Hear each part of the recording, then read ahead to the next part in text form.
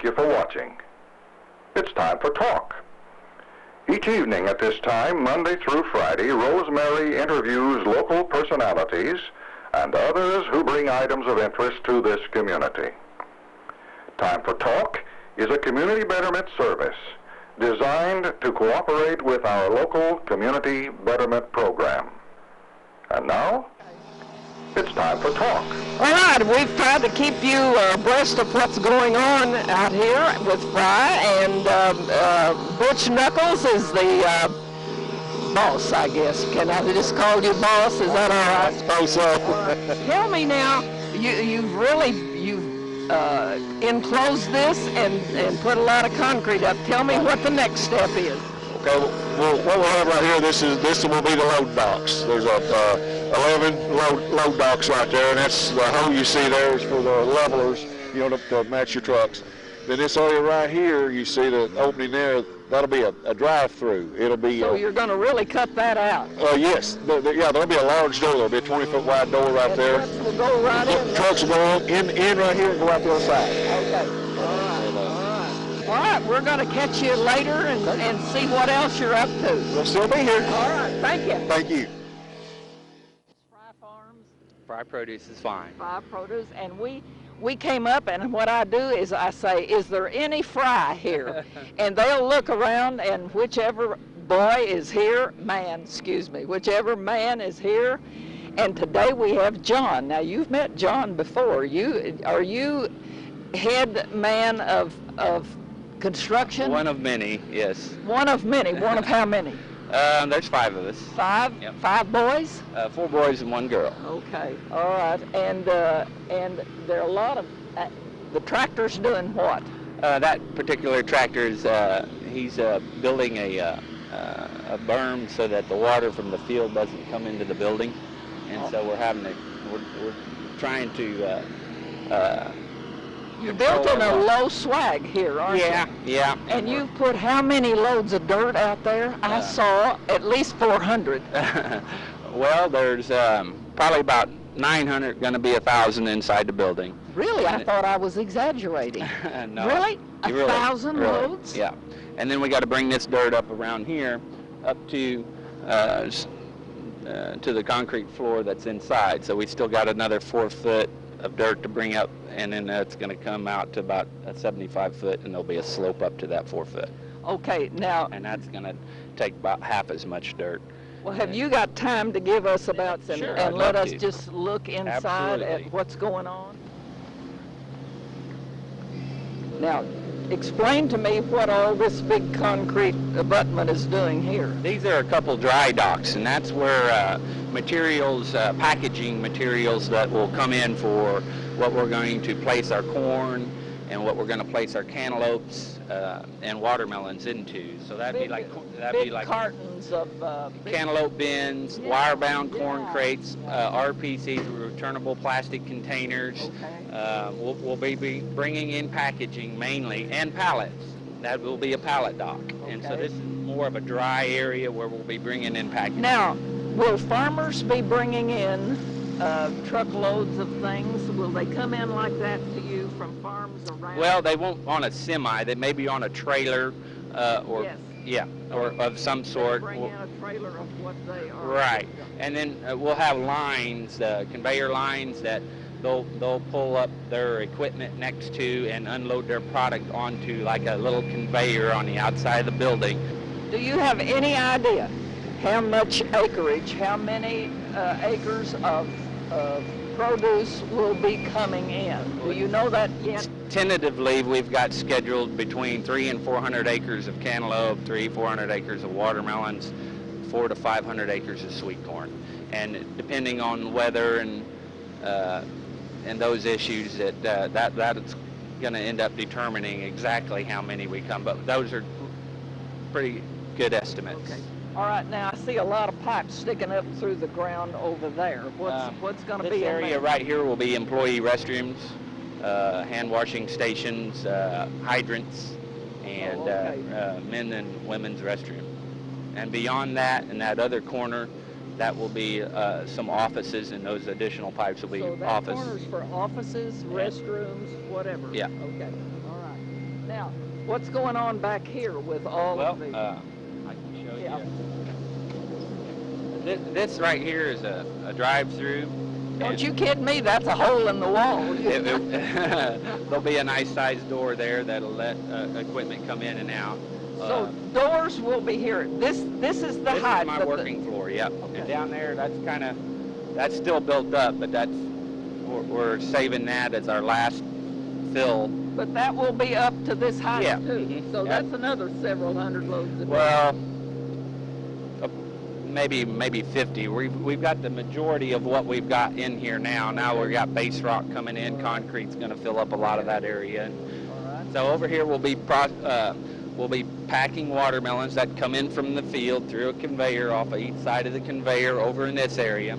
We'll have bins and pallets stored in this area, and then there'll be another drive through there, and on the other side of that drive will be the cantaloupe packing line. So 3 big drive-throughs that will be 2 on this end, and they will marry with 2 lines, watermelon and cantaloupe. These are lines. This is a dry area, the warehouse, where product will come in on the backside, and it will get placed into bins, and then the watermelons will be taking to the dry storage area in front of those 6 loading docks that will be over there, and then we'll have a cooler that the cantaloupes will be taking into in that section of the building.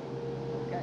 Now, when you say this is the dry area, this is where they will unload first. Is that what? Yeah, this is the first part of unloading, and then so they'll bring in the bulk product here. Then we'll package it into bins or cartons on the watermelons and cantaloupes. Now the sweet corn will come in from the field through that door down there, and it will arrive here. We'll field pack it, and it'll arrive already on pallets. So then we'll have fork trucks that lift the pallets of corn up and take into our hydro cooler. This building needs insulation. There was only about a 1/4 inch of insulation. I think it was like originally this building had like an R13. And what we're doing is we're adding simple saver insulation, which is about an 8-inch insulation. It's got about an R value in the 30s. So hopefully by the time we get done in the dry area, we should have a pretty good R value in the 30s for the building. Are you going to do the whole building? We have to do the whole thing. There's not enough insulation in this building, so we're having to retrofit the building. It'll be hard to keep this cool with all of these. That's why that's why we're putting the insulation in. Yeah. We have to insulate, and it would have been easier had it during the process of building it, but we're having to come back in and form up, and I'll show you that over there, and it looks good, and they're doing a real good job of that. Boy, that is some insulation. Yes, it is. How many inches? 8, did you say? 8-inch insulation. There's probably 50,000 square foot of it that'll go into the ceiling, and then there's probably equally as much of that goes on the sidewalls. Now they're installing it up there. They're placing it, putting bands to hold it, and then they'll come in and put a wrap that'll hold it even more. Okay. Now, this is the loading dock area. We'll have 6 loading docks into what we're calling the dry area.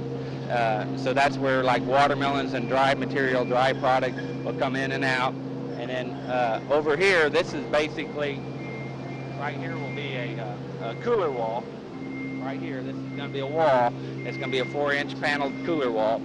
And from this section, all on this side and this corner of the building will be all cooler. Okay, now a cooler wall. You mean when the produce first comes in, it's going to be cooled somehow? Yeah, the cantaloupes will get packed on a line over there. They'll come off of that line. They'll come down an alley, and they'll enter into a door that's going to be right there, and they'll enter a cantaloupe cold storage area.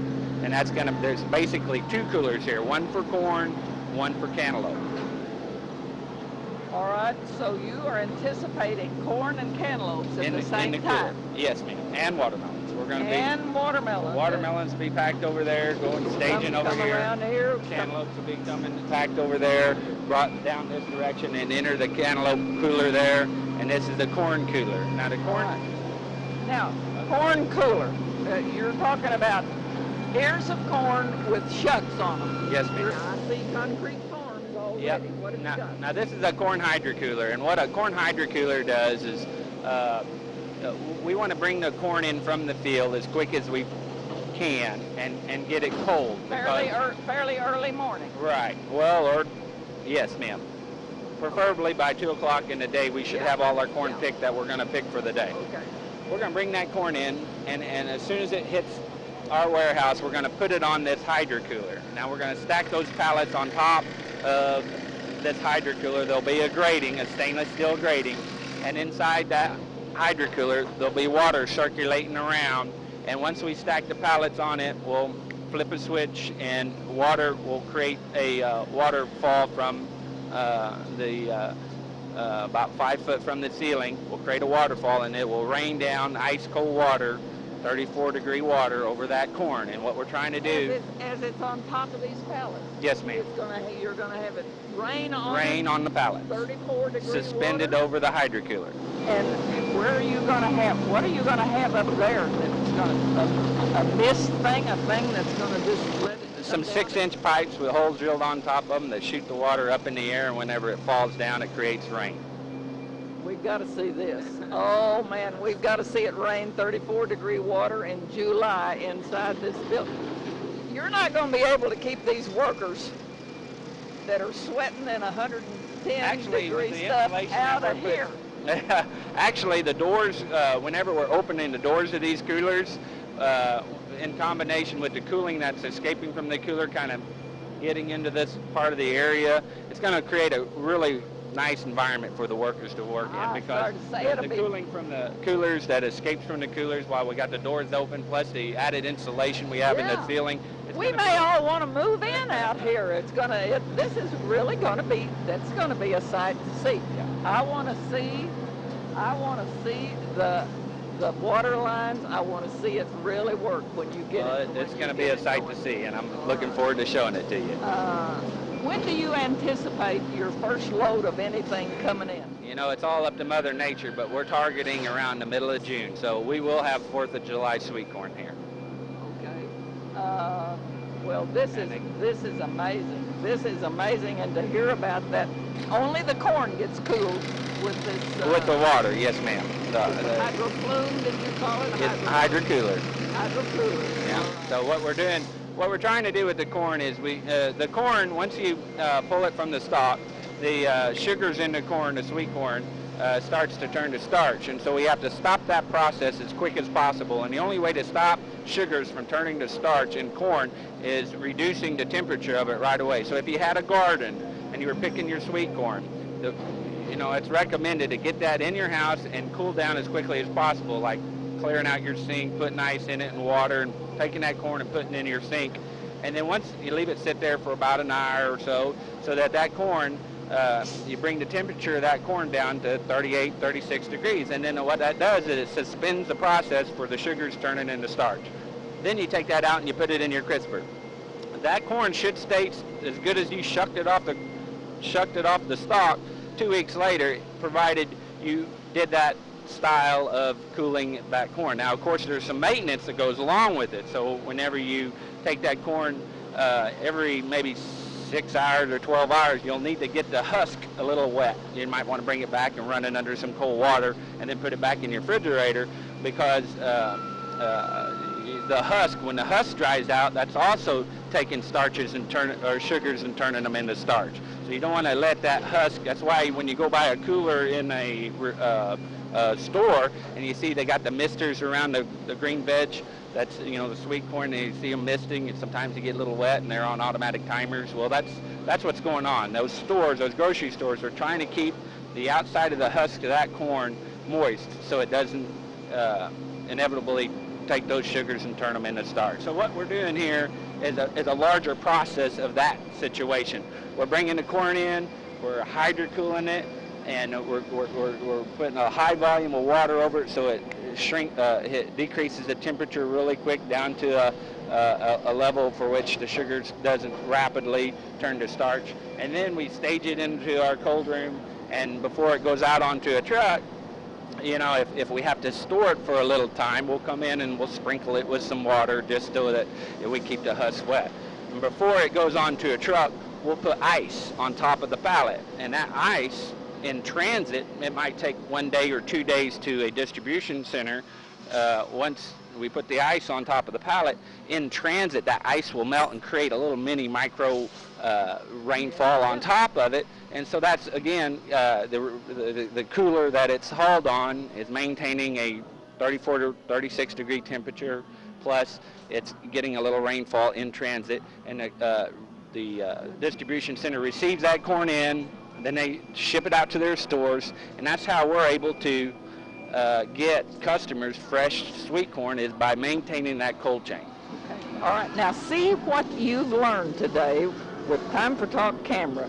You've heard a man talking to you about sugar turning into starch, and you didn't know that way. You knew to get it in the fridge quickly, but you didn't know what was happening really. John, it's been great. Hey, this is the 1st of April, and you're planning to be in this by the middle of June? Yes, ma'am. We got a lot of work ahead of us. You got a lot of work ahead of you. All right, we're going to keep track of what's going on, so we thank you for letting us come and bother. You're very